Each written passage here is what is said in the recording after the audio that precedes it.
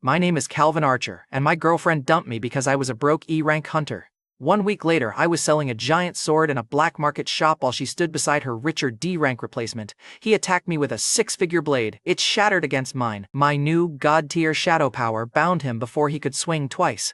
Ashley Kemp was my ex. Travis Vaughn was her replacement. Ridgeport was a gate city. Official E-ranks hauled ore. D-ranks carried weapons. People like me lowered our eyes. I didn't. I ordered the merchant to bring his best appraiser. Travis was already tied to the floor. Ashley's replacement looked like damaged merchandise. How did a broke miner become untouchable to a D rank? To answer that, go back 1 week, my apartment, then a mining gate outside Ridgeport. 10 years earlier, dimensional gates opened, monsters followed, awakened fighters became valuable, miners became disposable. 5 years before the market, my C-rank miner parents reported unsafe readings at Summit Rift Industries, Ridgeport's gate mining company. They died on the operation. The company blamed them and handed me the bill. My relatives vanished, collectors took my pay and beat me when it fell short, so I became an unawakened miner to service the debt. Then, 1 week before the market, Ashley waited outside my apartment while the debt balance glowed on my phone. Travis's polished car idled at the curb. Ashley stepped beside it before she looked back at me. "I'm done pretending this debt is temporary," Ashley told me. "You're an E-rank miner carrying your dead parents' bill. Travis is D-rank. He can give me a life people won't laugh at." There it was. My replacement came with leather seats and government-approved damage output. "Then get in," I told her. Ashley did. She shut the car door in my face. The car pulled away before I moved. That afternoon, I took a mining shift outside Ridgeport because the debt kept growing every single day. The supervisor wanted energy stones and an ancient statue. Selling it was his retirement plan. Final boss confidence. Tutorial-level judgment. A miner tapped my patched suit. "At your pay, Archer, that apartment is 35 years away." I checked my cracked visor. Great, retirement was getting too close. Another miner glanced at my patch. "Careful, his parents already killed one crew." They laughed. I didn't. We reached the statue chamber near the end of the shift. The supervisor raised one hand like he owned the gate. A hidden monster drove a limb through his chest before he finished giving orders. That confidence lasted 1 sentence. New personal record. The tunnel erupted. Creatures poured from cracks behind the statue. Miners took the transport carts and left the slower workers. One cart crashed, its fuel tank burst, and the creatures recoiled from the flames. That was my clue. I dragged survivors behind an ore hauler and pointed toward the supply drums. "Circle up, keep the old man inside, those things hate fire." Nobody argued. The broke orphan had become management. We rolled gasoline across the cave mouth. I fired a flare into it. A wall of flame climbed between us and the swarm. The creatures stopped at the heat. The survivors stopped looking at my rank patch. For several minutes, I had saved all of them. Then the rescue radio answered. Help was 2 hours away. Our protective suits carried about 90 minutes of power. My battery read 61%. "Look, I need you to understand how ugly that number became." The battery ringleader stared at my display, then at the oldest survivor. "We can make the batteries last," he told the group. "We only need fewer people wearing them." The old man backed away. The ringleader pointed at him, then at me. "Take theirs. Archer has nobody waiting for him anyway." Several people I had just saved grabbed my arms. I drove my forehead into one man's nose. Another hit my ribs with a steel bar. I kicked his knee and reached for the flare gun, but the ringleader smashed my hand against the rock. They kept hitting until my fingers stopped closing. Then they tore away my mask. Cold gate air burned my lungs. Radiation prickled across my skin. The ringleader ripped out my battery and clipped it to his own suit. "You should be grateful," he told me. "Your death buys everyone time." Nobody who joined him looked grateful. They moved deeper into the cave, hunting more batteries. The miners who refused stayed behind the firewall. They could not stop the mob, and their own charge was almost gone. Then one desperate worker started an ore truck. He drove at the burning entrance, trying to break through before his suit died. The truck clipped the ancient statue beside me. Its stone face turned as it fell. I could have sworn it smiled. A monster crossed the fire behind the truck and smashed the statue apart. Black vapor spilled from the broken stone. The creature landed on me before I could crawl. Its claws tore through my suit and pinned my shoulder. I tasted blood. I saw my father, then my mother beside him in the last photo I had. I remembered collectors kicking me on my own floor. I remembered Ashley choosing a future without my debt. The monster lowered its jaws, so I bit it first. It was useless. It was also mine. A voice entered my skull. "Give me your body," the presence ordered. "I will keep it alive." 5 years of survival had meant surrender. I was done trading. "You can have the corpse," I whispered. "You don't get me." Flat second voice cut through the pain. "Host death imminent. Emergency preservation authorized." My hands opened without my permission. The cave went dark beneath the monster. A giant shadow foot dropped from above and crushed it into the stone. Another creature charged. A black mouth rose from the floor, swallowed it whole, and dragged the body into darkness. The swarm behind the fire recoiled. Now the monsters wanted distance from me. The miners behind the fire went silent. Even the truck driver stopped trying to force his way out. Then my body became mine again. I rolled onto one knee, coughing blood through the torn mask. The battery mob had returned after hearing the impacts. Their ringleader saw the crushed monster and folded instantly.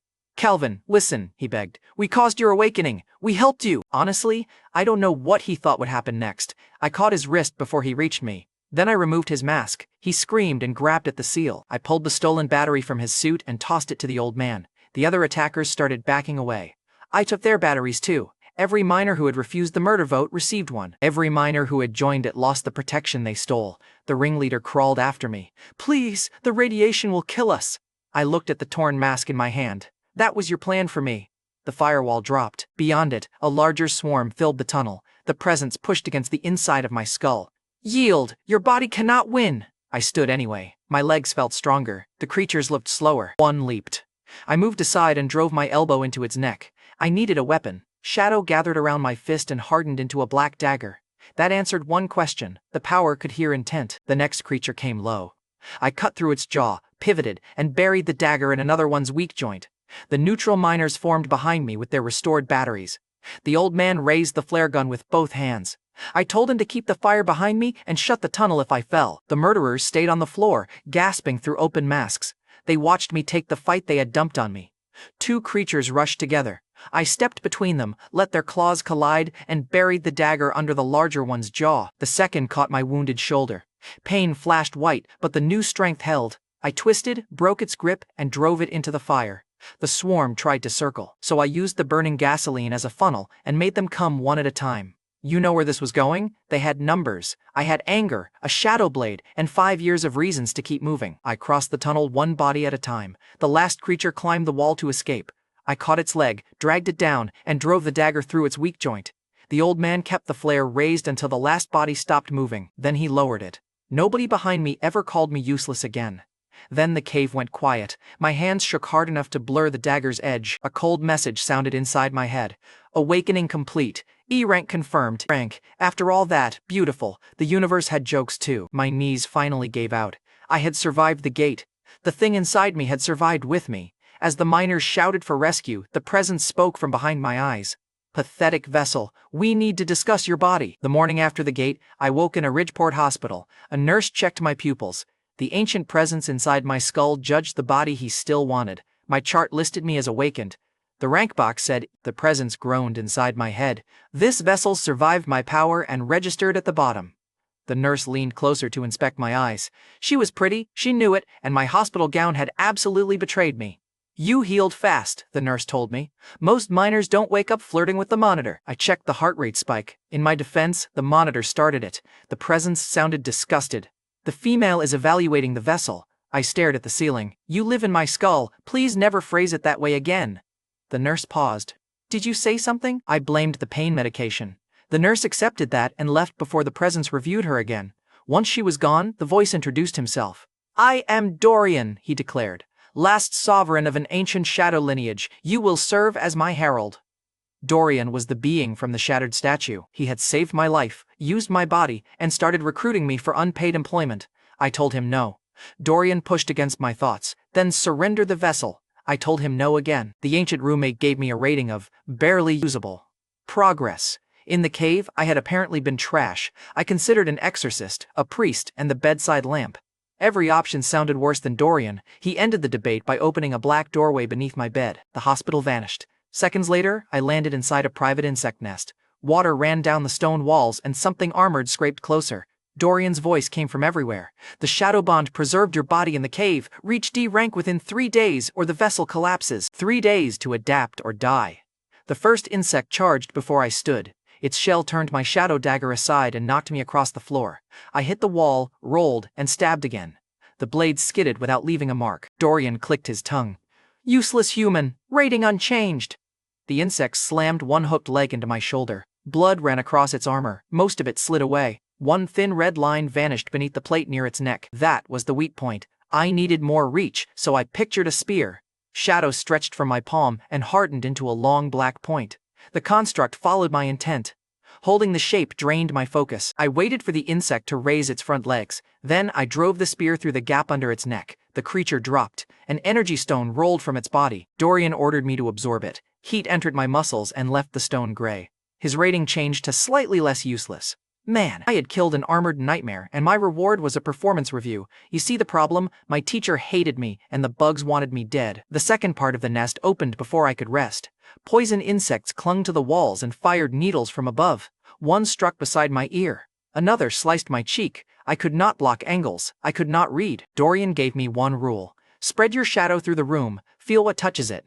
Shadow sense opened around me. Every moving leg pressed against my mind. Every poison needle cut a sharp path through the dark. The skill worked. The cost hit behind my eyes. I ducked the next volley and formed spikes beneath the wall insects. Bodies fell. 2 more shifted before I could turn. I pushed shadow sense deeper. The room sharpened. Weak points glowed as tiny gaps in shell and tendon. Shadow sense reached level 2. My vision started blurring at the edges. Dorian sounded almost interested. You advanced the sense already. I whipped a band of shadow across the ceiling and pulled the remaining insects into my spikes. Update the rating, I told him. Dorian waited just long enough to be petty, annoyingly functional. I'll take growth wherever I can get it. 2 days left me limping, half-blind, and buried in dead insects. On the 3rd day, the final chamber opened. A swarm packed the floor from wall to wall. The timer above the gate read 15 minutes. Look, 15 minutes sounds generous until the entire floor starts moving. My mental energy was nearly empty. Shadow sense made the insects clear and everything beyond them swim. Dorian gave me the useful version. Stop now, and the shadow bond destroys you. Reach the threshold, and your body adapts. So I went forward. Spikes broke their crowds. The whip tore climbers from the walls. An armored insect blocked the exit, so I drove the spear through it. Every construct drained more focus. The timer kept dropping. A poison needle punched through my thigh. My focus slipped, and shadow sense blinked out. The swarm vanished into ordinary darkness. Their legs kept moving. Hundreds of them closed around me. Dorian pressed one command into my skull. Choose one shadow and rebuild from there. I found the darkness beneath my boot and spread it across the floor. The returning sense caught the nearest insect before its jaws reached me. My spear took its head. Shadow sense found the next wave. Spikes crossed the chamber. Armored bodies piled around me. The timer dropped under a minute. My knees buckled, so I dropped onto the biggest carcass and sat there for one breath. Dead insects filled the floor beneath my boots. The broke miner had a corpse throne.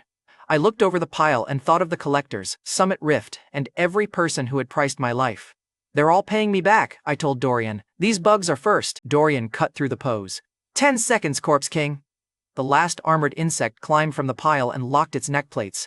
I let it charge, stepped inside its reach, and drove my dagger upward through the mouth. The timer hit 1 second. Energy tore through my body. A message rang across the chamber. D. Rank adaptation complete.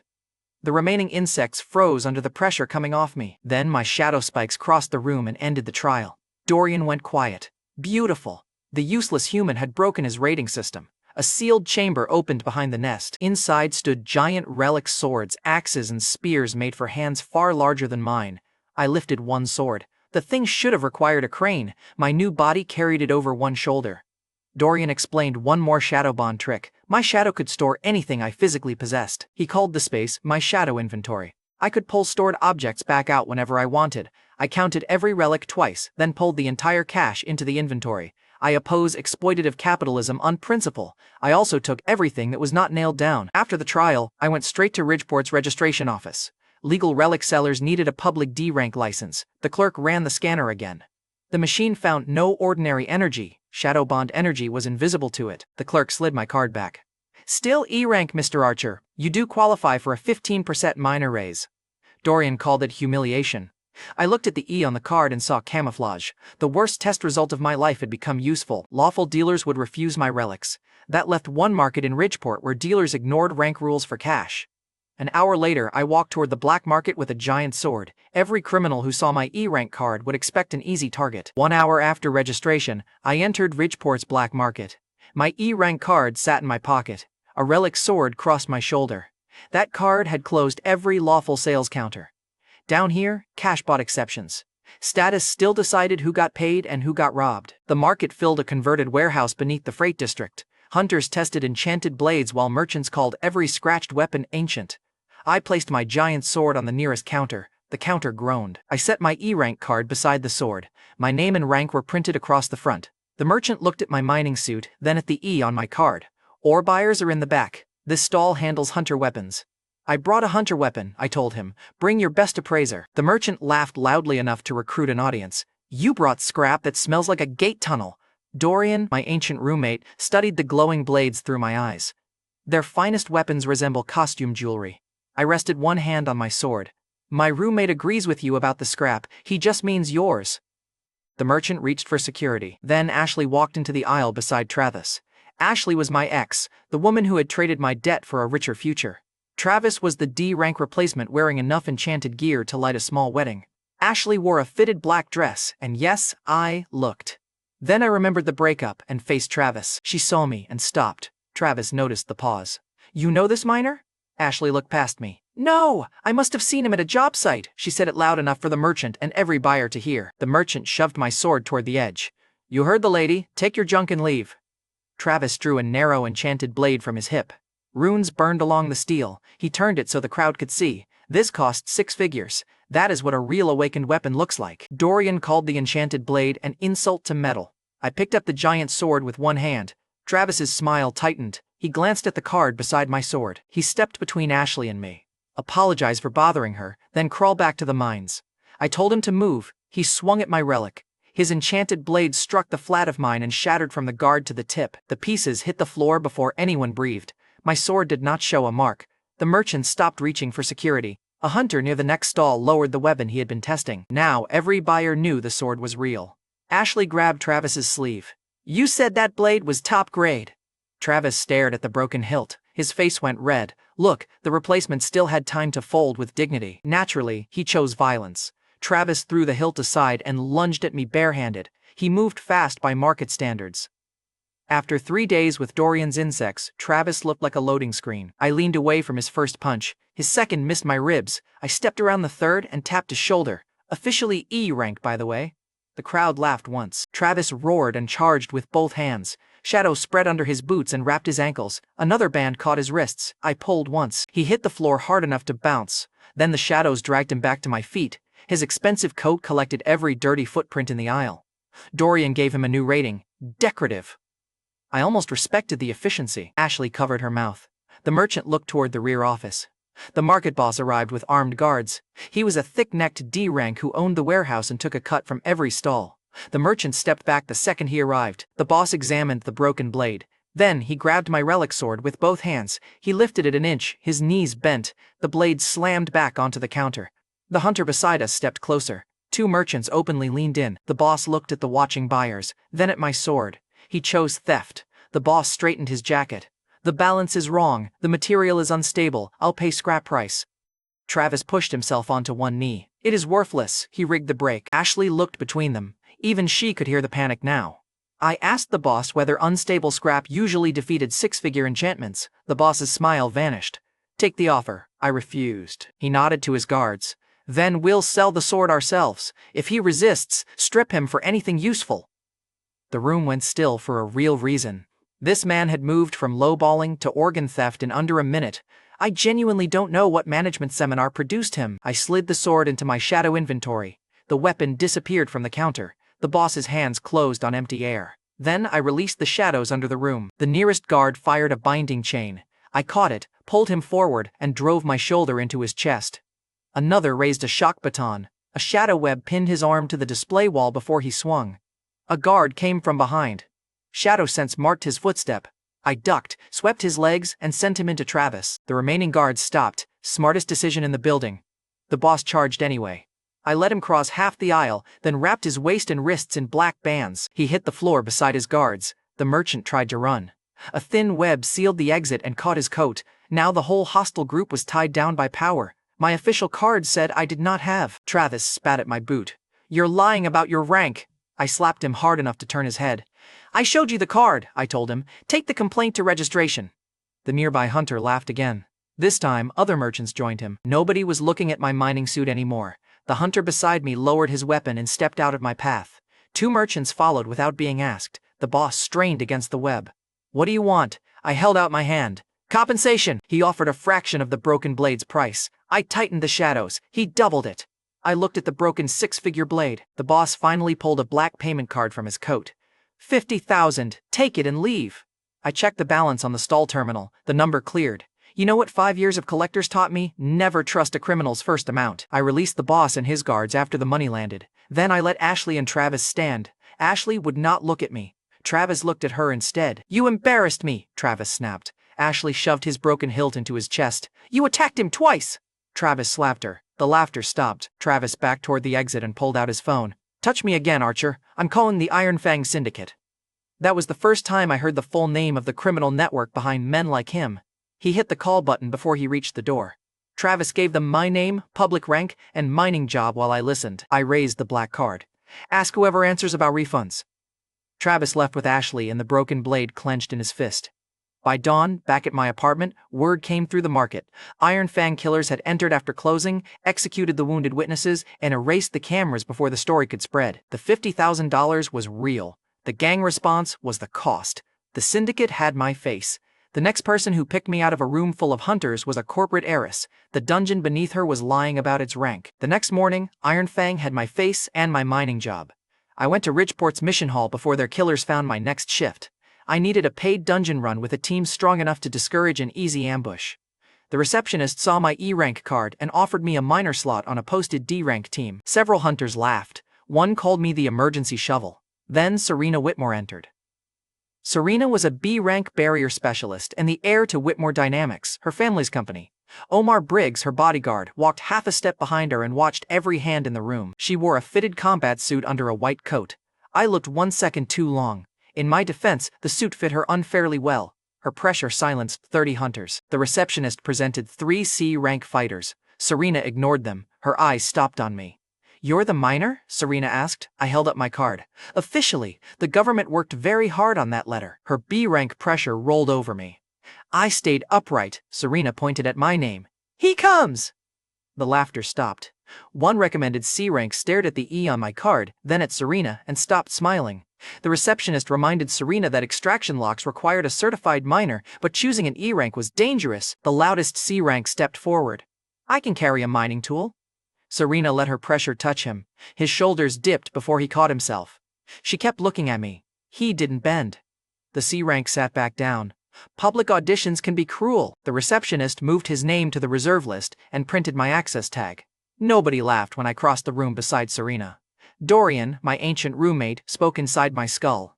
The female has acceptable judgment. I told him his rating system remained garbage. 2 hours later, Serena's team entered the posted D-rank gate outside Ridgeport. The first ore lock opened only when my miner badge touched the seal. The C-rank who had laughed at me waited behind my shoulder while I cleared the route. Omar held the front line. 2 hunters pinned the first beast while Serena sealed its claws behind a clear barrier. The team's flutist finished it with one sharp note. They were efficient, annoyingly efficient. Serena's barriers turned every wild attack into somebody else's clean shot. Then Shadow Sense reached beneath the stone floor.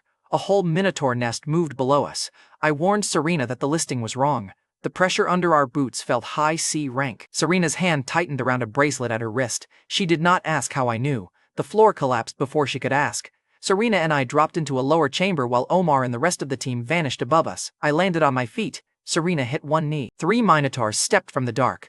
Each made the D-rank posting look criminal. Serena raised both hands. A barrier snapped around us. The first horns hit. The shield bowed and drove her other knee into the stone. Serena stayed there, palms braced, her jaw locked before the next sentence. $10,000, Serena snapped. Up front, you fight first. I keep them off your back. My phone chimed before I answered. I checked the payment. Good. My corpse has terrible collection rates. Serena twisted both wrists. Her barrier caught the next impact and buried the Minotaur's horns in the wall. Fight, Calvin. Beautiful. The woman who had silenced the mission hall was on both knees, paying an official E to go first. I formed a shadow spear and drove it through the first Minotaur's knee. Serena folded the barrier inward and trapped its other leg. A third Minotaur struck from the side. Serena tilted the shield, redirected its horns, and made both creatures collide. I used the opening to break the wounded one's neck joint. The second beast charged her instead of me. Serena ran for the side passage. Her bracelet threw an automatic shield across her back. The Minotaur hit once. The bracelet shattered. Serena rolled behind a pillar and snapped another barrier around my shoulders. I'm support class. I can reinforce other people. I can't put one of those down alone. The 10,000 covered fighting, I told her. Silence costs extra. Serena stared at me while another horn split the pillar. You negotiate during stampedes? Client motivation peaks. Keep me alive, Calvin, then rob me politely. I cut the wounded Minotaur's throat joint. It dropped. The other two ignored me again and turned toward Serena.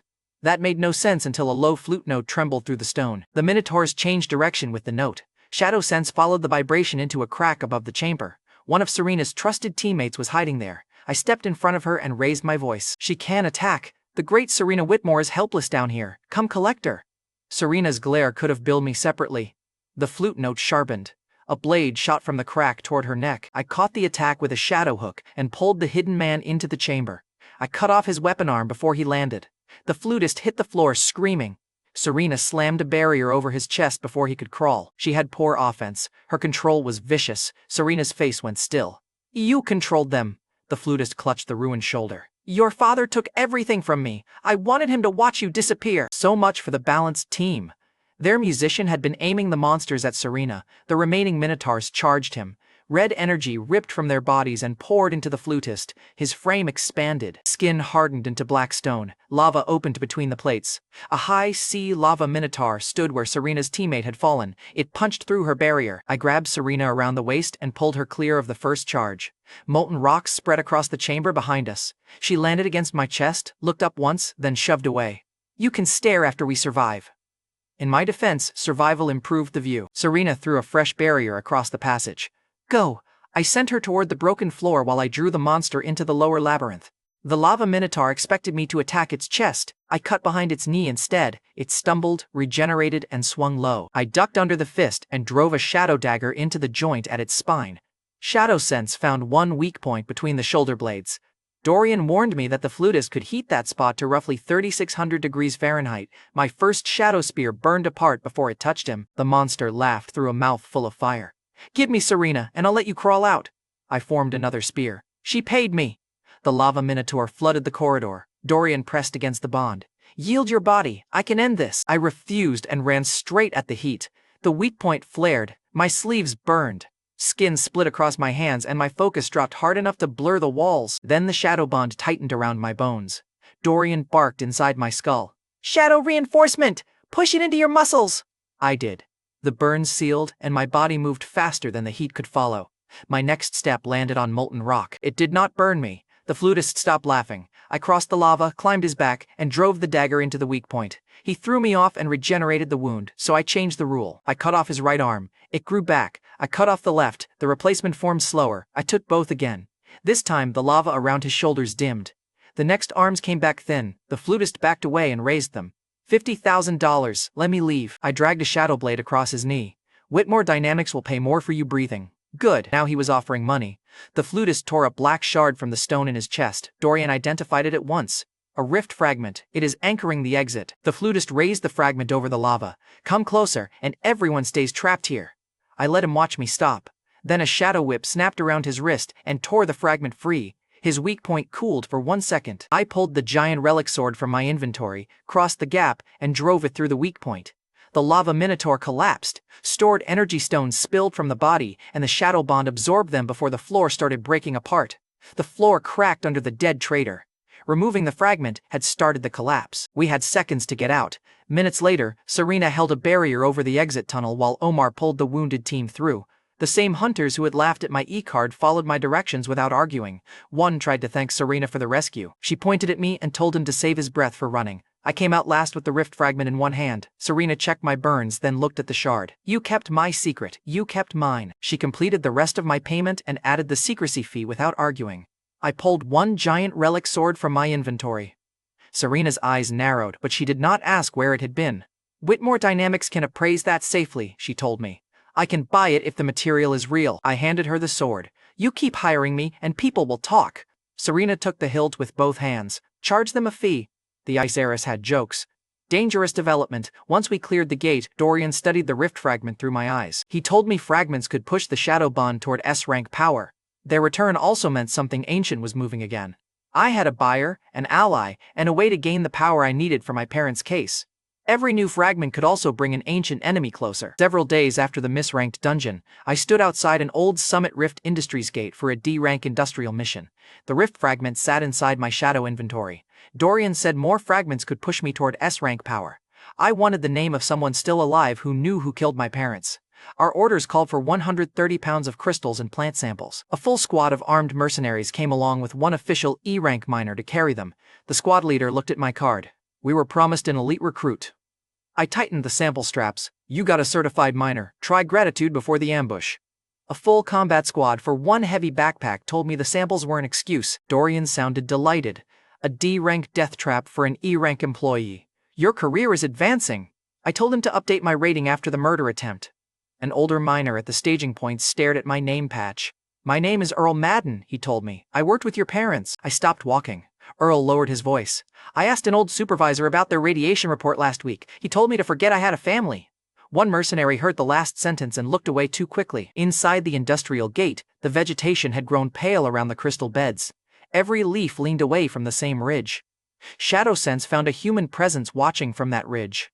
Dorian warned that my sense already touched every connected patch of shadow. Another body adaptation might let those links carry me. I filed that away and told Earl to drop the sample pack. The squad leader laughed.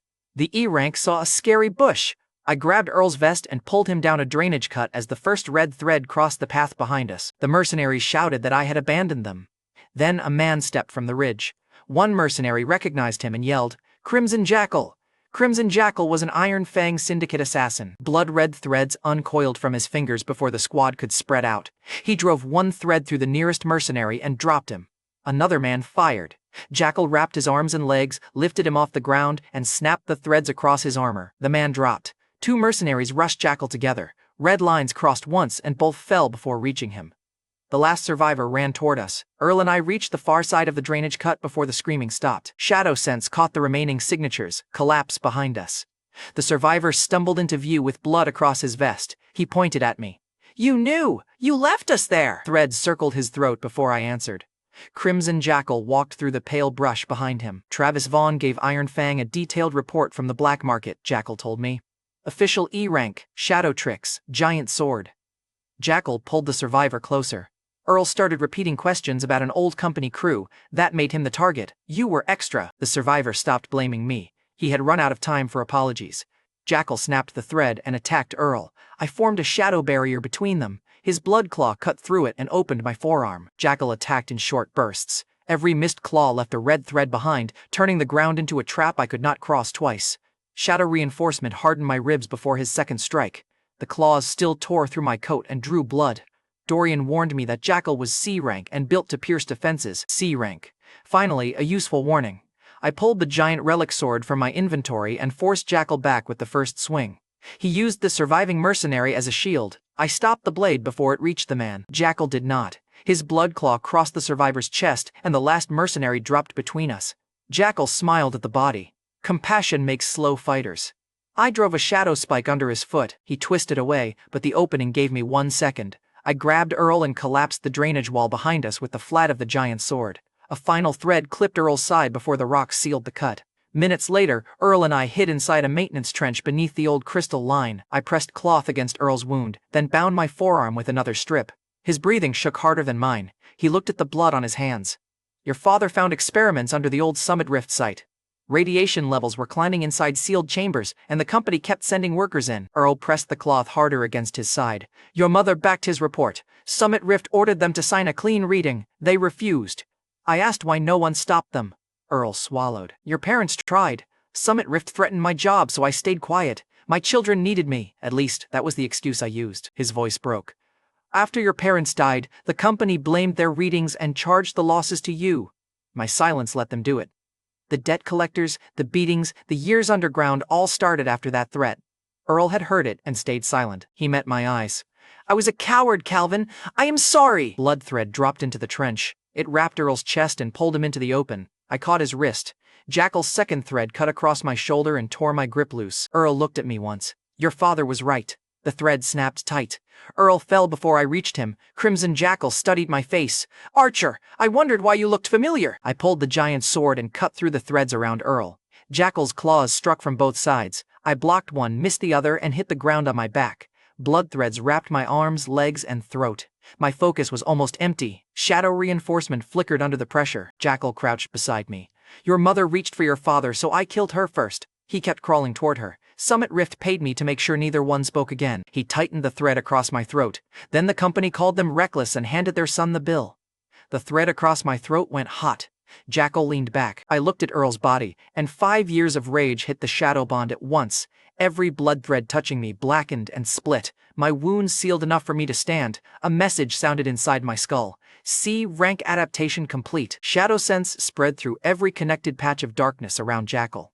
Dorian had warned me earlier that those connections could carry my body after another adaptation. I stepped into the shadow beneath the giant sword. Then, I came out behind Jackal. I cut across his back before he understood I had moved. Dorian barked inside my skull. Shadow step. Connected darkness only. Jackal spun and slashed empty air. I used the shadow under his arm and cut his side. Jackal fired threads across the trench. I left the shadow construct in front of him and stepped behind the next one. His claws tore through the decoy.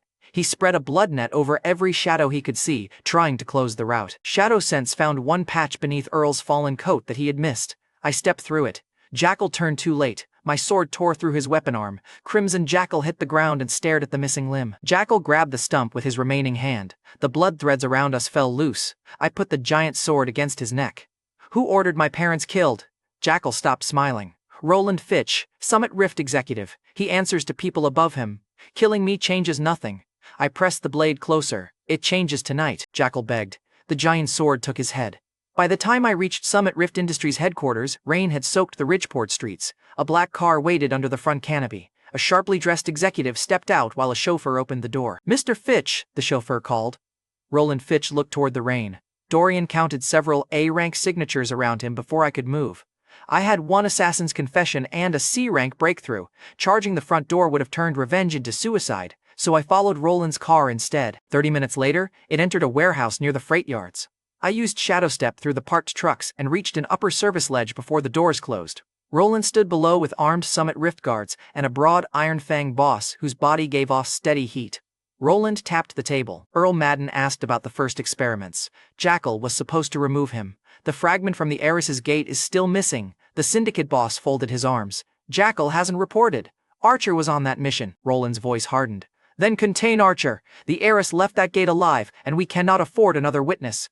My grip crushed rust from the service rail. My killing intent slipped for half a second. The heated man turned toward the ceiling. Someone's here. I dropped into the shadow beneath a truck as fire rolled over the ledge. A guard swept a detection light across the floor. The beam passed over me once. Shadow Step carried me outside before it came back. Roland Fitch had a rank protection, Iron Fang muscle, and an experiment that was still running. Killing an assassin had been possible. Reaching Roland would take money, allies, and something strong enough to break his protection. The next morning, I went to Whitmore Dynamics because attacking Roland Fitch's front door would have been suicide. Serena still had my relic sword. Her family company could test it safely and might have a lead on another rift fragment. I needed the appraisal, a fragment lead, and allies who could stand near A ranks without folding. The lobby receptionist checked my mining coat and asked whether I delivered packages. Before I answered, a man in an expensive suit crossed the marble floor with his girlfriend. He was Serena's distant cousin. That small piece of family connection had apparently convinced him he owned the building. The cousin pointed at me. Why is this dog inside our lobby? His girlfriend covered her nose. Security should use the service entrance for people like him. Told the receptionist I was there to see Serena. The cousin laughed. My cousin doesn't meet minors. He ordered the guards to throw me outside. 2 guards grabbed my arms.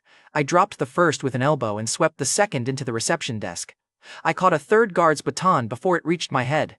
The cousin's girlfriend stopped covering her nose. The cousin stepped closer and raised one hand. Do you know who I am? Caught him by the throat and lifted him off the floor. The man I'm about to throw into that desk.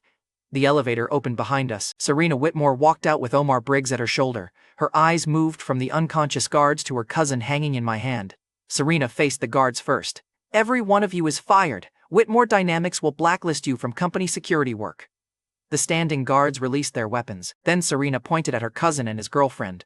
Remove them. The cousin clawed at my wrist. Serena, this minor attacked family. Serena looked at me. Calvin is my friend. You attacked him in my lobby. That sentence hit harder than the elevator music deserved. I set the cousin down. Omar escorted the pair outside while the receptionist suddenly remembered my appointment. I looked at Serena. Friend? Serena took my arm and pulled me toward the elevator. Don't make it weird, you announced it to a lobby. I can still blacklist you. The ice heiress's threats were getting suspiciously playful. I respected the efficiency. Upstairs, Serena placed my relic sword in a private testing room. An assistant arrived and told her the appraisal machine needed her approval on another floor. Serena left. The door locked behind her. Then Patrick Whitmore entered through the side door. Patrick was Serena's father and the A-rank head of Whitmore Dynamics. His building had just lost several guards because of me. He studied my E-rank card. Who are you really? I put the card back in my pocket. Calvin Archer, registration has been very consistent. Patrick released his A-rank pressure. The lights dimmed.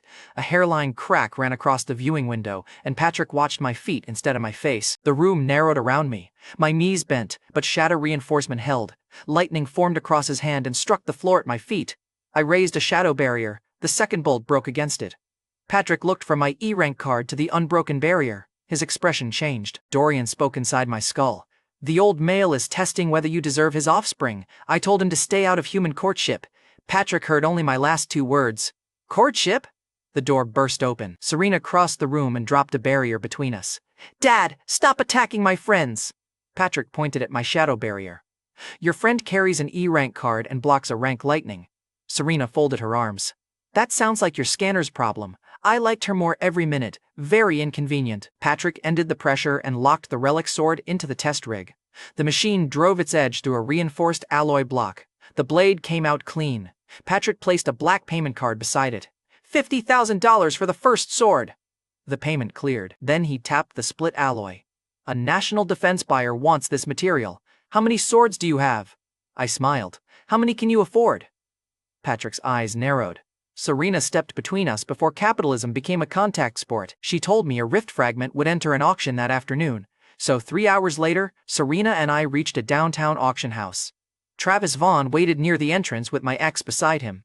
He had brought Blackhound, the B-rank leader of the Iron Fang Syndicate. Heat rolled off Blackhound's coat. Nearby hunters moved out of his path without being told. Travis pointed at me. That's Archer, official E-rank.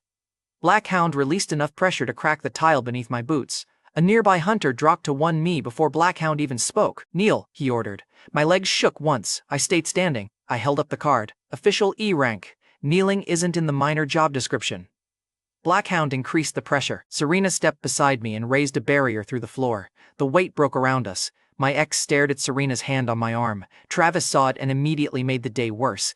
He attacked us at the market, Travis blurted. I hired Crimson Jackal to handle him. Blackhound turned slowly. You hired Jackal? Travis lost color. He hasn't answered. I looked at the broken confidence. He won't. My ex pulled away from Travis and disappeared into the seating crowd. The replacement had lost another audience. The lobby doors opened again. Roland Fitch entered with Summit Rift guards. He was the waxed executive the dead assassin had named. Blackhound watched me instead of Roland. Archer was on Jackal's last mission. Roland's polite smile thinned. I walked toward him. My parents found your experiments. Your Iron Fang assassin killed them under your orders. Roland adjusted one cuff. A board made those decisions 5 years ago. I tried to limit the damage. I told him the old miner had died repeating the truth. Roland's eyes flicked toward Blackhound. The syndicate boss leaned close enough for Shadow Sense to catch his whisper. He knows too much. Roland faced me again. An auction is a poor place for accusations. Then buy a better place, I told him. I'll bring the sword. Serena pulled me toward the private boxes before the guards created a second lobby incident. Patrick joined us inside the Whitmore box after the first lots cleared. He returned to the question of my inventory. 450,000 for 2 more swords. I pulled one relic hilt halfway from my shadow, then stopped. 500,000, 250 each. Patrick looked at Serena. Serena lifted her paddle. He saved my life. Pay him. Patrick stared at Serena. She kept the paddle raised, then he nodded. 250 each. Patrick transferred $500,000. The next sword now had a public price. The rift fragment entered the room next. The auctioneer opened at $65,000. I raised my paddle. Roland answered from the opposite box. The price raced past 500,000. Roland stopped watching the shard and started watching me. At 1 million, Patrick bought 4 more swords at my price. At 5 million, Roland called across the room. That fragment belongs to Summit Rift. I raised again. Then Summit Rift should have brought more money. Serena covered a smile with her paddle. Roland jumped to 10 million. The auction staff checked me instead of the fragment. Roland's guards leaned together, but he waved them quiet. Patrick's fingers tightened on the rail. How many swords are left? Enough. Patrick's mouth flattened. Serena tapped her paddle against mine. Roland bid 15 million. I raised my paddle. 20 million. The room went silent. Roland looked at Patrick instead of the auctioneer. Patrick looked at Serena. Serena kept her paddle raised beside mine. The auctioneer called the final warning. Roland lowered his hand. The gavel fell. I had beaten Roland Fitch for the Rift fragment. After the gavel, the payment clerk led us downstairs and asked for proof of funds. Everyone on the payment floor turned toward me. Dorian sounded pleased. Reveal enough to damage them. I opened the shadow inventory. 100 giant relic swords appeared across the payment floor in perfect rows. The clerk forgot the tablet in his hands. 2 auction guards stepped backward because the nearest sword was taller than either of them. Patrick walked between the blades and lifted one hilt. His bargaining smile disappeared. I had spent years owing money I could never repay. Now one room needed $20 million from me, and I had brought 25 million in swords. Capitalism remained terrible. I was finally using it correctly. Patrick looked back at me. Whitmore Dynamics buys 80 at the agreed price.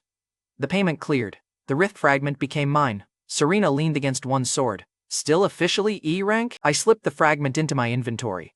The card is very committed. Patrick studied the remaining weapons, then me. We should discuss a standing alliance. Roland left without looking at the shard he had lost. Black Hound left with Travis close behind him. I learned later that Travis used an old Iron Fang collection file. Before they cleared the building, he sent Black Hound my apartment address.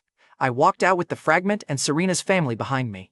By the time I reached my block, that victory had already found my apartment. My apartment building was burning when I turned onto the block. Black smoke rolled from my windows. Iron Fang thugs waited beside their trucks, and Travis Vaughn stood behind them. The replacement pointed at the flames. $20 million, Archer! How much is your home worth now? Every ordinary thing I owned was inside that building. Travis had handed Blackhound the address. So I stopped walking and stepped through the shadow beneath their first truck. One thug raised a rifle. I came out behind him, folded the weapon across his shoulder, and drove him through the hood. A second man swung a chain. I caught it, pulled him into his friend, and shadow-bound both to the axle. The others spread around the fire. Smart formation. Terrible opponent. A fire user threw a burning arc across the street. I stepped through the shadow under his own boots and hit him before the flames landed. His spell burned the truck instead. Iron Fang had developed a real talent for destroying its own property. Travis started running. Look, I genuinely do not know where he thought he was going. The trucks were burning, his friends were tied to one, and I controlled the shadows. I caught him at the building entrance. Travis raised both hands. The fire was Blackhound's order. I only gave him the address. That was the useful part. I threw him through the burning doorway. His coat caught before he vanished behind the smoke. The remaining thugs dropped their weapons and backed away from me. Then the ceiling over my apartment collapsed. The fight ended. The loss stayed. I had spent 5 years paying for that room while Summit Rift called my parents criminals. Now the walls, clothes, bed, and every ordinary thing I had managed to keep were gone. Minutes later, Serena Whitmore's car stopped beside the burning block. She and Omar Briggs had followed my route from the auction after Travis and Blackhound left ahead of us. Serena crossed the street, saw the collapsed floor, and went straight to the problem. Blackhound has marked me too, Serena told me. Stay at my apartment until we finish this. I looked at the fire. I still have my inventory. Omar glanced at the burning windows. Does the inventory contain a building? Annoyingly fair question. Serena stepped closer. You are one of the few people I trust, Calvin. I am not leaving you on this sidewalk. So I accepted. Pride makes a terrible mattress. That same night, Serena showed me the guest room in her apartment. The place was expensive and cold enough to match its owner. Serena pointed at one closed door near the hall. That room is off limits. A few minutes later, I opened the wrong door while looking for towels. Glowing stars covered the ceiling. Stuffed animals guarded a blanket covered in tiny dragons. The ice heiress had hidden a whole childhood behind one door. Serena appeared behind me in an oversized sweater and bare feet. The corporate armor had officially clocked out. Close it, she ordered. I looked at the dragon blanket. This explains why you threatened to blacklist me. Serena shoved the door halfway closed. You saw nothing. It suits you. Her hand stopped on the handle. I added, the private version is cuter. Serena stared at me, then closed the door in my face. Her ears had already betrayed her. A minute later, she returned to the kitchen and demanded food like the conversation had never happened. I pulled boxed chicken and 2 drinks from my shadow inventory. Serena watched the meal appear. You carry dinner inside another dimension? I carry emergency assets. Serena lifted an eyebrow. Chicken is an asset? I raised my drink. It just survived the apartment fire. Show respect. She stole the largest piece. Shadow Sense caught someone standing outside the front door. I opened it without warning. Patrick Whitmore stood there with one hand raised near the lock and no believable explanation on his face. Serena folded her arms. Dad, were you listening? Patrick straightened his coat. I was checking security. With your ear? I asked. Patrick looked at the chicken, then at my borrowed shirt. Why is he still here? Serena took another bite. Because his apartment is ash, and because I invited him. I offered Patrick the smaller piece. Dinner costs less than spying. Different rate. Her grumpy father left without taking it. Near midnight, Dorian reacted to the 2 rift fragments inside my inventory. He said rift fragments were broken pieces of the old portal system. Together, mine could open part of the prison structure he once controlled. Dorian opened a black doorway across Serena's living room floor and called it the Shadow Tower. It had 6 floors, each built into that ancient prison. The rule was simple. Clear a floor and claim its guardian or reward. Fail, and the floor's guardian killed you. I stepped through before Patrick came back with binoculars. The first floor held a tiny black dragon no longer than my forearm. Dorian announced it as the Shadow Dragon, guardian of the first trial. The little creature blinked at me. I looked around the empty arena. This is the boss? The dragon grew until its wings scraped the ceiling. Its first roar knocked me across the floor. Okay, management had corrected the sizing error. I pulled a giant relic sword and struck its shoulder. The blade bounced off black scales without leaving a mark. Shadow spikes broke against its chest.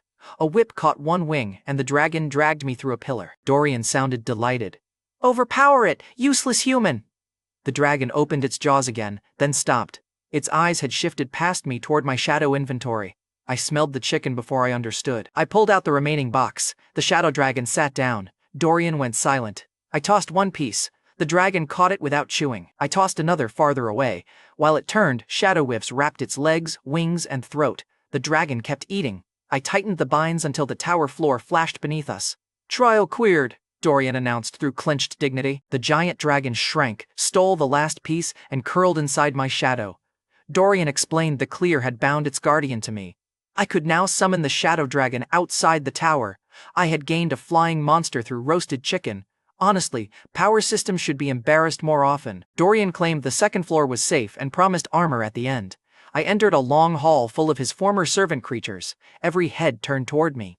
Dorian's damaged authority registered as an unauthorized intruder carrying his scent. The entire hall attacked. I barely reached the doorway before claws closed behind my coat. The door sealed while Dorian laughed inside my skull. You knew, I told him. Dorian answered. I suspected they retained function. My rating of the ancient roommate dropped below Travis. By breakfast, Patrick had placed 6 black masks and a company payment card on Serena's table. Whitmore Dynamics could not openly declare war on Iron Fang. Patrick could fund an independent hunter company, supply 6 hand-picked C ranks, and let us take the blame ourselves. Serena insisted, Patrick added. Serena sipped coffee. Repeatedly, I took the card. My orders, your money, no leash.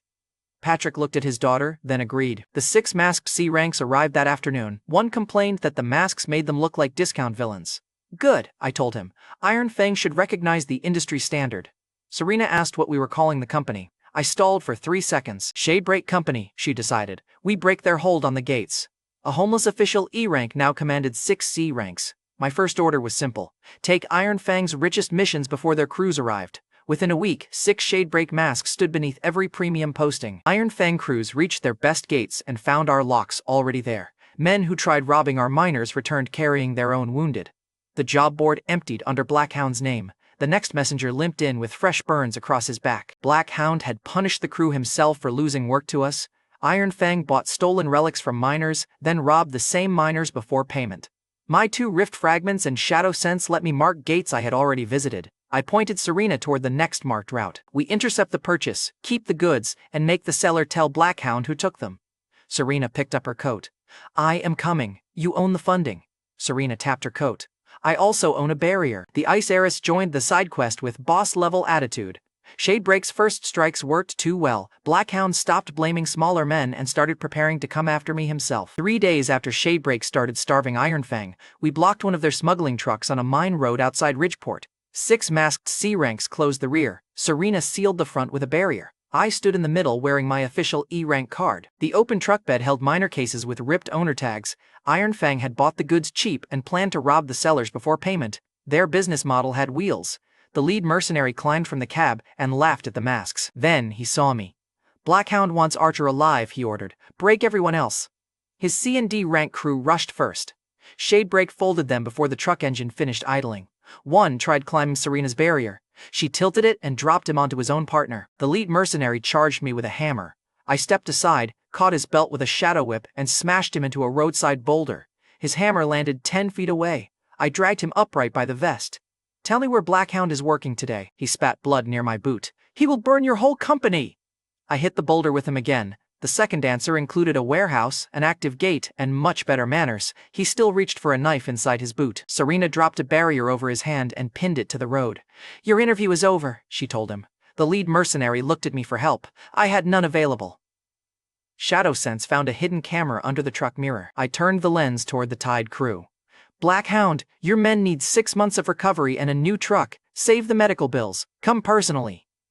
Then I sent the lead mercenary back with the recording. He returned an hour later without the tablet. Blackhound had shattered it against a wall and promised to kill me himself. Several wounded teams were already lined up outside his office. Good. The fire-breathing mob boss had finally accepted direct customer service. That afternoon, Serena and I reached the warehouse tied to his active gate. The plan needed one sentence. Serena would empty the warehouse. I would enter Blackhound's gate and keep every dangerous eye on me. Shadow Step only worked through connected shadows or gates I had marked with ShadowSense. I marked the return route before entering. Serena checked the warehouse doors. "Try not to get burned, try not to shop." She looked at the stacked crates. No promises. The ice heiress was learning capitalism at an alarming speed. Inside the gate, Blackhound and an Iron Fang crew were loading stolen relics onto carts. I stepped from the shadow behind his crew. Blackhound turned, and fire rolled up both arms. "You came I brought your payroll." Shadowbands caught 3 fighters and pulled them between us. Blackhound fired anyway. I stepped through the nearest cart's shadow. His flames hit his own men and turned the stolen load into burning debris. He ringed every exit with fire. That only made darker shadows beneath the carts. I stepped through one and used a fighter to block the next blast. Heat scorched my sleeve and blistered my forearm. His B-rank power had teeth. Blackhound kept firing while his men screamed his name. One fighter crawled toward the gate, so Blackhound kicked him back into the flames. There was the management culture again. I appeared behind him and drove him through 2 carts with shadow reinforcement. While Blackhound stood, my marked route opened beneath the smoke. I had entered to distract him. He noticed after the warehouse was already gone. I stepped out before his next blast. Back in Ridgeport, the warehouse stood empty.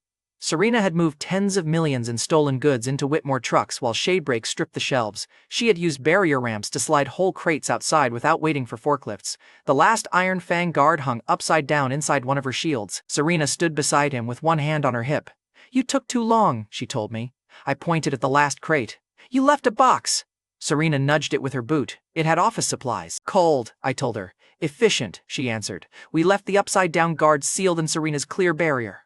Shadebreak pulled him out after Blackhound and Roland left. He told me what happened next. Blackhound walked into the warehouse and stopped between the empty racks. One surviving subordinate raised both hands. "Boss, Serena used barriers." Blackhound burned him before he reached the second sentence. The others backed into the stripped shelves. Then Roland Fitch entered. Roland looked at the empty floor, then at Blackhound. "Tens of millions gone. Your men crippled. One official E-rank did this to you." Blackhound raised fire in both hands. Roland's pressure crushed the flames. Blackhound's knee hit the concrete in front of every man he had left. "You are replaceable," Roland told him. "Wait until Summit Rift's experiment is ready." Roland left without helping him stand. Blackhound rose after the doors closed. He kicked the last office safe through an empty rack and pointed at the guard who later told me the story. "Forget Fitch. Take Serena Whitmore. Archer comes to me." He finally made a plan that worked. That evening, Serena and Omar drove home from the emptied warehouse. Omar told me later what happened in that car. He counted how many times Serena had used my name since the raid. 24, Omar announced from the front seat. Serena looked up from her phone. 24 what? Times you said, Calvin. Serena's barrier flickered around the car. "Keep driving, Omar." He laughed once. A cargo truck hit them from the side. The impact rolled their car across the road. Metal canisters burst inside the truck, spraying aerosolized spider venom through the broken windows. Omar pulled Serena behind his seat and forced one door open. The venom had already locked his legs. Serena raised a barrier around the survivors. Her hands shook and the shield came up thin. She shoved the broken car door at the first attacker and knocked him under the truck. Then the venom buckled her knees. Blackhound tore through the barrier with a fire-coated fist. Omar still grabbed his coat. Blackhound burned the sleeve, struck Omar aside and dragged Serena from the wreck. Her remaining guards collapsed in the venom before they could follow. 10 minutes later, my phone rang inside the empty warehouse. Black Hound let me hear Serena breathing before he spoke. $100 million, he ordered. Come alone, bring anyone else, and I hand her to my men before I kill her. The threat lasted one sentence. That was enough. I told him I would come. Serena had stood beside me when the room, the gate, and the whole city called me disposable. I was not leaving her in his hands. I called Patrick from the warehouse. He arrived with the real cash and wanted to send every Whitmore guard he owned. I refused. Black Hound had Serena hanging inside, and a visible rescue team would make him cut the rope. Instead, I pressed shadow ignition seals into every bundle. The money was real because he would check it. The explosion would be real because he would betray me. At midnight, I entered another Iron Fang warehouse alone. Serena hung gagged from a crane above the center floor. Black Hound stood beneath her with surviving fighters spread along the walls. I opened my shadow inventory. Stacks of cash covered the concrete. Black Hound cut one bundle, checked the bills, and smiled. You actually paid. He walked beneath Serena and pulled the crane control from his pocket. The broke miner finally learned what rich people are for. I looked up at Serena. Her eyes stayed on my hands. She had seen me set shadow traps before. Release her, I told him. Black Hound lowered her slightly, just enough to pretend. Then he pushed the money behind his line. Kill him first. Naturally, the bargain survived almost 4 seconds. I closed my fist. Every shadow seal ignited at once. The cash pile exploded through Black Hound's formation. Men flew into crates. The lights died. $100 million burned around him. Black Hound answered with a blind blast toward the crane. The motor above Serena exploded. Her rope dropped. I cut through the dark with Shadow Step, sliced the line, and opened my shadow beneath us. The bound shadow dragon answered. It rose from the floor at full size. I landed on its back with Serena in my arms. She tore the gag free. You took your time. Traffic. Her grip tightened around my coat. That was the entire review. I opened the marked Shadow Tower gate ahead of the dragon. We crossed before Black Hound's second blast reached us. Then he and his surviving men followed. Inside the tower's second floor, I set Serena beside the dragon and ordered the glutton to guard her. The shadow dragon sniffed her pockets for chicken. Serena stared at me. This is your terrifying summon? It has priorities. Black Hound's crew entered the hall behind us. Dorian reminded me that his former servants attacked every unauthorized body. I opened the monster chamber and stepped aside. The entire hall charged Iron Fang. Black Hound's men fired, screamed, and cleared the path one body at a time. The servant creatures tore through the first line. Black Hound burned a path through his own retreating men and shoved the rest forward. Serena raised a barrier around herself and the dragon. You planned this? I failed this floor earlier. That counts as research. Their boss kept forcing survivors forward while I moved deeper through the shadows. The kidnappers had become unpaid tower labor. Dorian sounded almost proud. You weaponized incompetence. I learned from you. At the end of the cleared path, I entered a silent chamber. A dead attendant sat beneath a floating suit of black armor. The promised reward turned its empty helmet toward me. At the end of Shadow Tower's second-floor hall, I entered the armor chamber alone. A dead attendant sat beneath the floating shadow armor. Dorian called it an A-rank resistant soul vessel built to protect whoever lived inside it. I reached for the chest plate. The right gauntlet closed around my throat. The armor lifted me off the floor. A man's voice came from the empty helmet. My sovereign returns as a damaged soul inside a human. Dorian pushed against the shadow bond. Release him! You served me! The armor vassal tightened its grip. It claimed it had spent centuries inside the vessel, waiting for enough shadow energy to rebuild itself. You lost the prison, the vassal answered. You lost your body. I will refine both souls and take the stronger shell. Dorian's anger hit the bond. You abandoned your post. The vassal spread both armored hands. I survived. Your authority died in these halls. That was all the biography I needed. Dorian's former employee had discovered betrayal and retirement benefits at the same time. Black chains poured from the armor and hooked into my shadow. Dorian tried seizing control through the emergency bond. The vassal caught that movement too and started pulling him from inside me. The armor was tearing both of us out of my body. I drove a shadow spike into the helmet. The armor absorbed the strike and repaired the dent before my feet touched the floor. Dorian warned that brute force would feed it. He had returned control in the cave. In the insect nest and lava fight, he still needed me alive and willing. That gave me one ugly bet. Permission could open the bond without erasing me. I opened the bond on purpose. Take control, I told him. My permission, my terms, you leave when I say. Dorian's voice sharpened. You finally trust me. I trust your survival instinct. Dorian entered my muscles while I remained awake behind his eyes. Our shadows synchronized and spread across the chamber. The first shape of shadow domain opened beneath us, making every patch of darkness answer through the bond. My body had survived 2 adaptations. It had never held a full domain. Every second inside it burned skin, muscle, and something deeper. Dorian formed a giant shadow hand and crushed the armor into the wall. The vassal rebuilt itself from the domain's energy and drove a black spear through our shoulder. I felt the wound. Dorian controlled the arm that snapped the spear and returned it through the helmet. The armor staggered. It answered by opening every plate at once. Pulling force caught my shadow from every direction. Dorian wrapped his own soul around mine and kept the vassal from tearing me out first. That protection cost him. His voice weakened while the armor grew brighter. Then the vassal opened its chest and pulled harder on both souls. The domain twisted toward it. Cracks of white heat crossed my ribs. Dorian released control before my body burned through. He separated from me as a loose black figure and struck the armor alone. "Run, Calvin," Dorian ordered. "The vessel will consume us together." The same voice that once demanded my body was ordering me to save myself. I stood. "No," I told him. "Choice belongs to me now." Then I attacked the vassal alone. My giant sword hit the armor's knee. The plate buckled, repaired, and kicked me across the chamber. I stepped through its shadow and drove a dagger into the neck gap.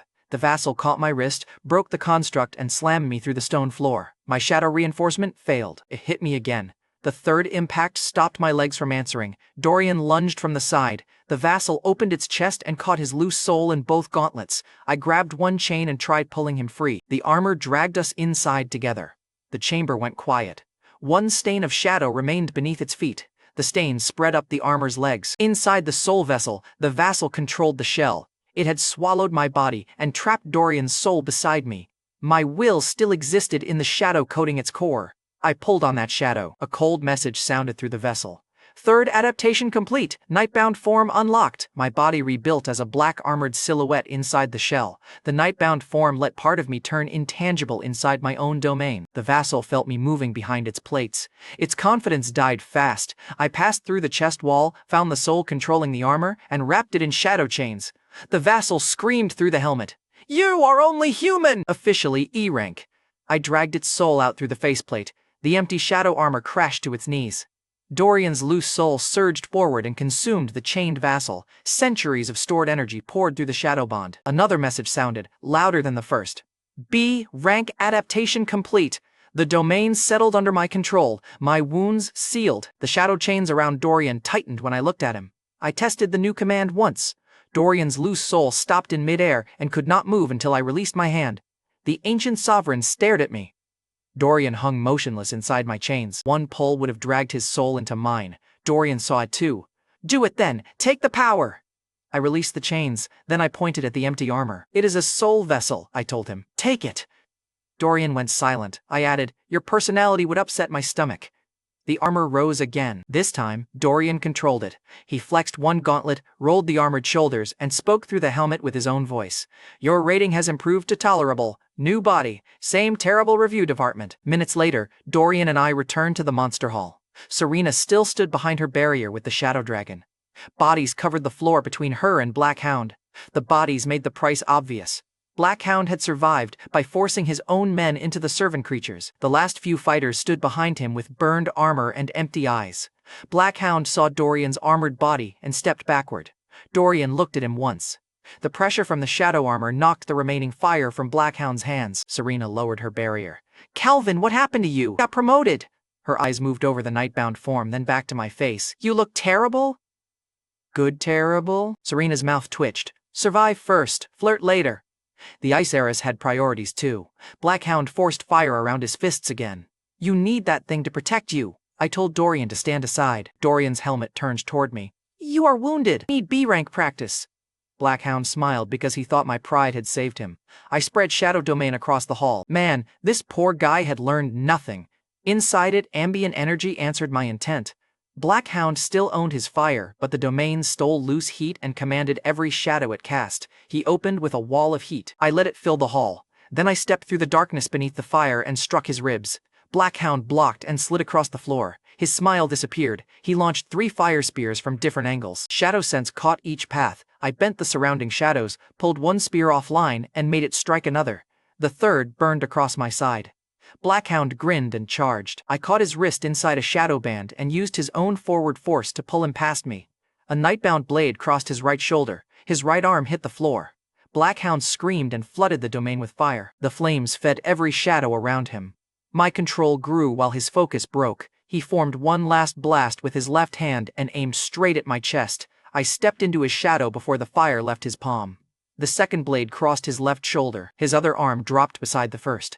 The fire-breathing mob boss fell to his knees. He had lost the hands used to burn my home, his men, and anyone weaker than him. His remaining fighters dropped their weapons. Black Hound looked up at me. "Kill me! Too easy!" Sealed his wounds with shadow, bound his body, and dragged him upright. Alive, he was leverage on Roland, names, accounts, experiment routes. Patrick or the military could question him later. I would hunt the answers myself. Serena looked at the bound mob boss, then at Dorian standing in his new body. "You left for one armor set," she told me. "I brought 2. Taking both of Black Hound's arms should have ended a gang war.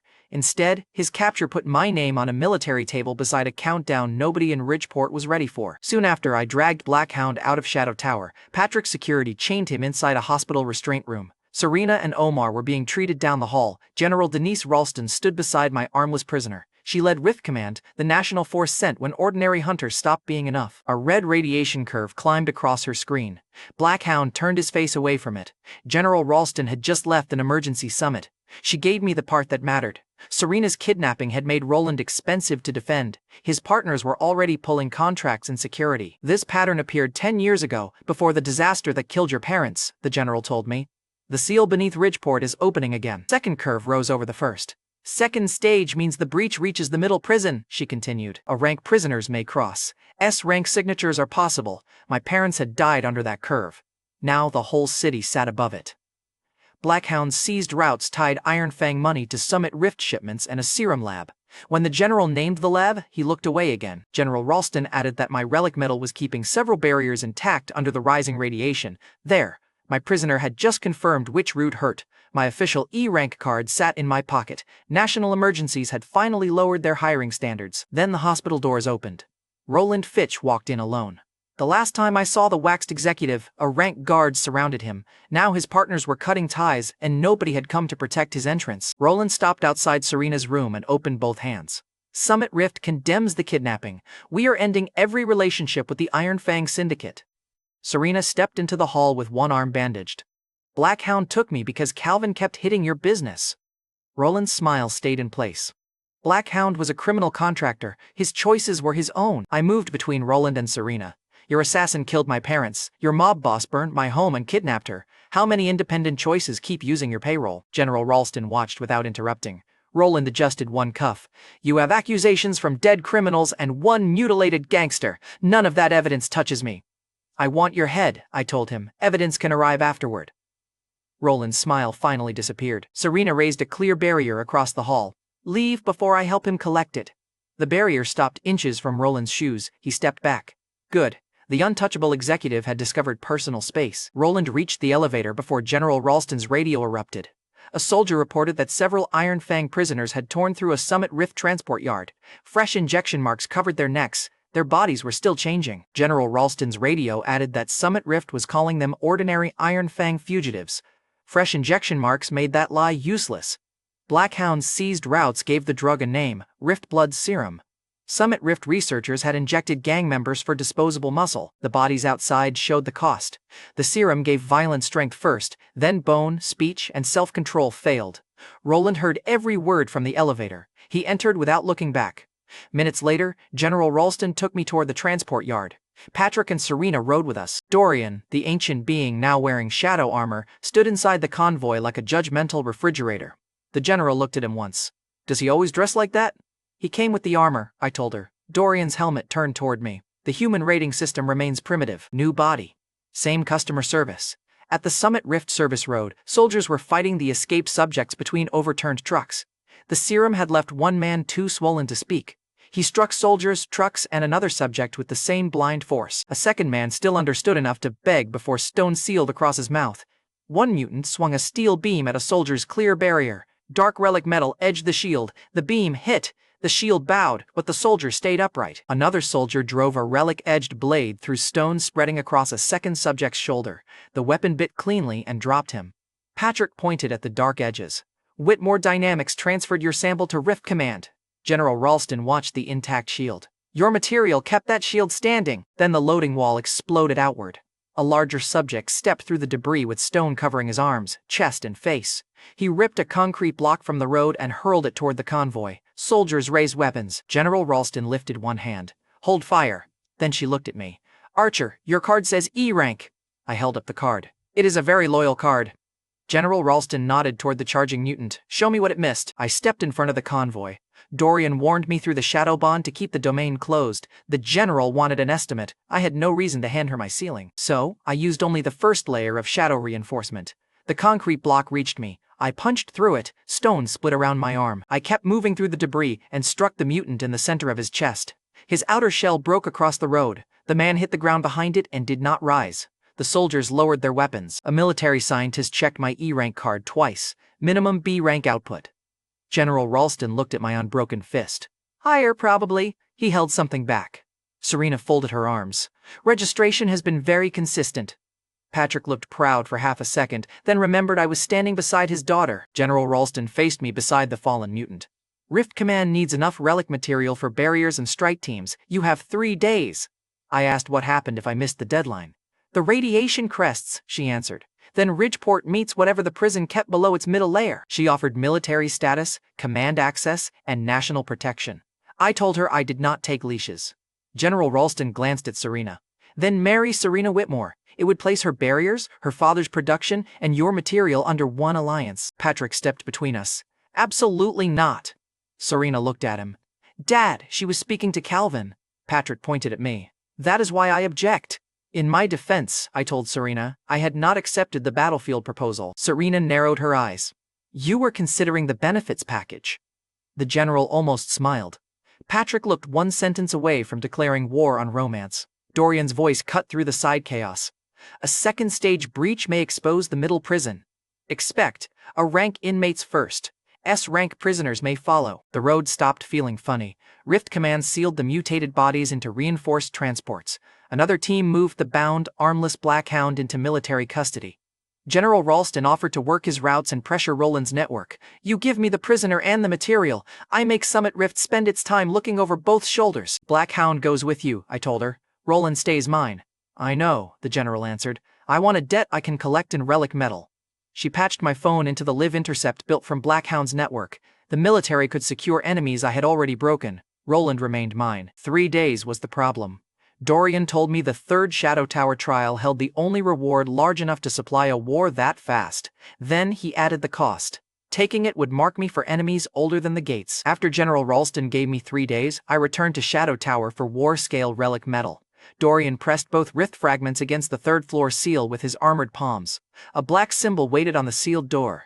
Dorian called it the Mark of the Shadow Wardens, the ancient order that built the prison beneath the tower. His rating of me had improved again. Barely acceptable, Dorian announced. I looked at the mark. Beautiful. I am signing a cosmic contract without a lawyer. Dorian's helmet tilted. A lawyer would flee. That counted as honest advice from him. Then his tone changed. The rift fragments are broken pieces of the prison gates, Dorian explained. Each tower trial restores a piece of warden authority. Taking this mark makes that authority yours. 3 rings appeared across the door. Dorian touched the outer ring. It cracked under B-rank pressure. The outer prison, he pressed the middle. A rank force knocked his gauntlet back. A rank and stronger prisoners. Dorian left the center untouched. The center ring moved anyway. Something struck it from the other side. The whole tower shook. The sealed door answered with one hard pulse. The wardens refuse to classify what sleeps there, Dorian told me. The mark on the door burned cold against my palm. Dorian lowered his hand. The seal is failing. Dorian closed one gauntlet around the mark. His authority had belonged to the wardens. A traitor opened the prison from inside, he told me. The betrayal tore away my body and most of my power. He traced the cracked center ring. The traitor's followers killed the seal keepers and let the prisoners climb. Every surviving rebel and sealed prisoner would recognize the mark. Taking it would announce a new warden to both sides. I asked whether the mark could be removed. Dorian answered, no. I asked whether Dorian had hidden anything else about the cost. His armor stayed still. Then Dorian answered plainly, I want you to accept it. I also advise you to leave. That stopped me. The ancient roommate had lied, threatened, and thrown me into insect nests for entertainment. Honest concern looked strange on him. Why warn me now? I asked. Dorian looked at the empty armor he now controlled. You gave me a body when consuming me would have made you stronger. I will not buy that choice with another trap. The general's 3-day clock kept running outside. Serena, my people, and everyone else in Ridgeport sat above a prison already pushing at its seal. I pressed my hand against the mark. Open it. Black fire crossed my palm without burning the skin. The third floor gate opened. I stepped through. The gate sealed Dorian outside. The trial wanted my choice without his power. I entered a field covered with fallen weapons. No walls surrounded me. Black grass reached the horizon beneath a broken red sky. Armored bodies covered the field around a shattered stone seal. Then the battlefield memory took over my senses. I stood inside a warden's last moments. B-rank creatures climbed over the outer wall in waves. The wardens cut them down until broken weapons replaced every clean one. A second impact split the middle barrier. Shapes carrying a rank pressure entered the field. One strike erased whole lines of defenders. Then the traitor's followers turned their weapons inward. They cut the chains holding the central seal and attacked the fighters beside them. The line broke from both directions. The wardens still held. I felt their fear through every body the memory gave me. The order had been betrayed. The center seal was opening. Nobody was coming to replace them. A wounded warden planted his broken spear and stayed upright so the fighter behind him could retreat with another survivor. Another sealed a breach with her own shadow while the attack tore through her armor. They were terrified. They held anyway. The last line fell around the central seal. The memory released me. I stood alone among their bodies. My shadow moved before I did. A second Calvin stepped out of it wearing the nightbound form. He carried my giant sword, my face, and every ugly thought I had used to keep moving. The dark version attacked without speaking. His blade crossed my chest. I turned intangible for 1 second and let it pass through. Then his shadow chain caught my ankle before I could step away. He knew Shadow Step. Shadow Sense caught my movement too. Every habit I had built since the cave belonged to him. I formed 2 shadow decoys and sent them wide. The copy ignored both. He watched the shadow beneath my real heel, stepped through it, and struck before I finished the spear. He broke the construct with the flat of my own sword and drove his shoulder into my ribs. The impact sent me across the field. The dark Calvin followed through my landing shadow. "You were too weak to save your parents," he told me. His sword hit my barrier and split it. "You were too slow to save Earl." Second strike opened my shoulder. "You let Serena get taken. You let your home burn. Every person near you pays before you win." I caught his wrist and headbutted him. He smiled with my mouth. "You call it protection because revenge sounds small," I answered with Shadow Domain. Darkness spread across the fallen field. The copy grew stronger inside it. Every burst of anger fed the same shadow he came from. He slammed me through a row of abandoned shields. My nightbound form flickered under the pressure. I got up and attacked harder. He got faster. The copy pinned my giant sword under his boot. He pressed harder until the relic cracked the ground beneath my hand. "You are afraid," he told me. "That is why you keep collecting power." He was right. Behind him, my shadow replayed Serena hanging from the crane, Dorian trapped inside the armor, and Earl falling in the trench. The copy raised his sword toward the central seal. A line of fallen warden souls appeared behind it. Their armor was broken. Their weapons were lower. They waited to see which direction I moved. The dark Calvin opened a path past them. At the end stood Roland's silhouette. "Take the revenge," the copy ordered. "Let dead soldiers guard their own prison." I wanted that path. Then the dark Calvin threw his sword at the weakest soul in the line. I stepped in front of it. The blade entered my side and stopped against shadow reinforcement. The copy had expected me to chase Roland. I looked past him at Roland's silhouette, then turned back toward the fallen soul. "I am afraid," I told him. "I am still choosing the people who are alive." Caught the sword with both hands and forced it away from the fallen soul. The shadow beneath the copy stopped answering him. His nightbound armor thinned. I pulled the thrown sword from my side, stepped through its shadow, and appeared inside his reach. He swung late. I caught his wrist, turned the blade aside, and wrapped his body in the same chains he had used on me. The dark Calvin tried feeding on my rage again. I tightened the chains until they bit into his shadow. They closed. His sword broke. The copy cracked from the chest outward and scattered across the field. My shadow returned to my feet. The fallen wardens raised their weapons. For 1 second, I thought the next fight had started. Then the first soul lowered its spear. The next lowered a sword. Ranks of fallen weapons came down across the field.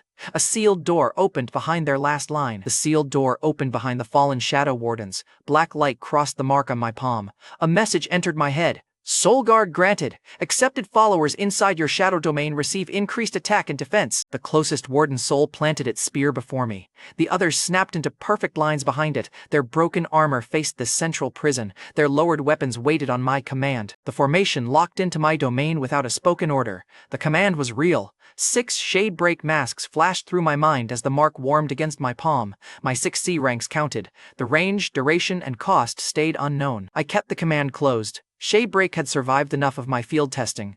They did not cheer. They accepted my command and returned to their watch. Dorian stepped through the third-floor gate in his armored body. He stopped beside the first soul and placed one armored fist against his chest. "The wardens recognize you," he told me. For once, the ancient roommate had no threat hidden behind the sentence. I looked across the silent formation. "Does that improve my rating?"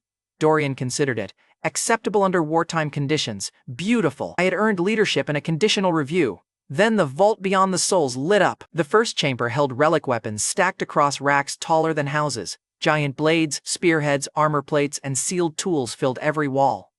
The second chamber held medicine cases marked for burns, poison, broken bones, and serious wounds.